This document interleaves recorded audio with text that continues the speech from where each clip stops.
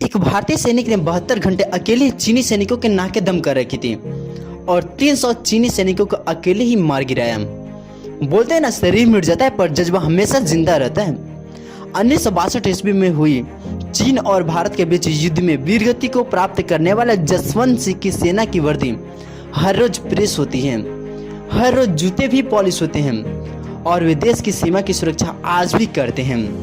सेना के रजिस्टर में उनकी ड्यूटी आज भी एंट्री होती है और उन्हें प्रमोशन भी मिलती है। अब वे कैप्टन भी बन चुके हैं। इनका नाम कैप्टन जसवंत सिंह रावत है। 19 वर्ष की उम्र में सेना में भर्ती हुए थे जब 1962 में चीन ने भारत को करारी शिकस्त दी थी। उस युद्ध में हमारे देश के कई जवानों ने अपनी लहू से गौरव गाथा लिखी थी। उसमें से एक शहीद वीर योद्धा जसवंत सिंह थे, जिनकी नाम आने पर न केवल भारतीय सैनिक बल्कि चीनी सैनिक भी सम्मान से सिर झुका देते हैं। वे मोर्चे पर लड़े और ऐसे लड़े कि दुनिया हैरान रह गई। अरुणाचल प्रदेश के तवांग जिले में नुरांग में बाबा जसवंत सिंह ने ऐतिहासिक जंग लड़ी थी। चीनी सेना के सभी मोर्चे पर हावी होती जा रही थी, लिहाजा भारतीय सैनिक ने नुरांग में तैनात गढ़वाल यूनिट 4 की बटालियन को वापस लौटने का आदेश दे दिया था। पूरी बटालियन लौट गई लेकिन जसवंत सिंह नहीं लौटे। वो तो कसम खा चुके थे कि चीन को 1 इंच भी अपनी जमीन नहीं दे सकते हैं। फिर उनका साथ देने के लिए सैनिक त्रिलोक सिंह और गोपाल सिंह ने साथ देने का वादा किया। उसके बाद जसवंत सिंह की ओर अट्रैक्टिव 2 स्थानीय लड़कियों सेला और नूरा भी साथ देने की ठान ली।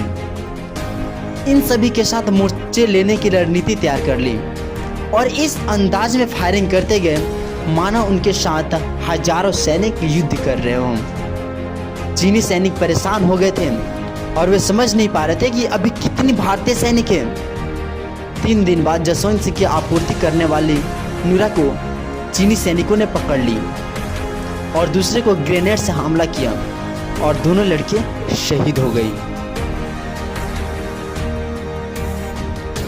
अब जसवंत सिंह के पास कुछ भी नहीं बचा था। 3 दिन बाद उनकी शरीर पर गोलियों की बारिश की और उनको पकड़कर चीनी सैनिकों ने उनके सिर को काट लिया और उनकी सिर को काटकर अपने देश ले गए और अंततः 20 अक्टूबर 1962 को संघर्ष की विराम की घोषणा हुई। चीनी कमांडर ने जसवंत सिंह की बहादुरी का लोहा माना और सम्मान स्वरूप न केवल उनके शरीर को वापस लौटाया बल्कि कांसे की मूर्ति भी भेंट की। जिस जगह पर जसवंत सिंह ने चीनियों के दांते खट्टे किए थे, उस जगह पर जसवंत सिंह के सम्मान में मंदिर भी बनाया गया। इस मंदिर में चीनी की ओर से दी गई कांसे की मूर्ति भी लगा दी गई है।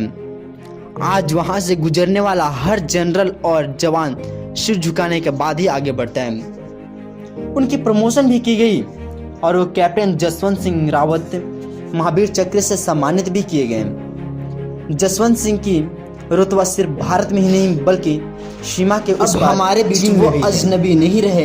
ये कहानी औरों की भी सुनाना, क्योंकि उन्होंने अपनी आज को हमारे कल के लिए कुर्बान कर दी।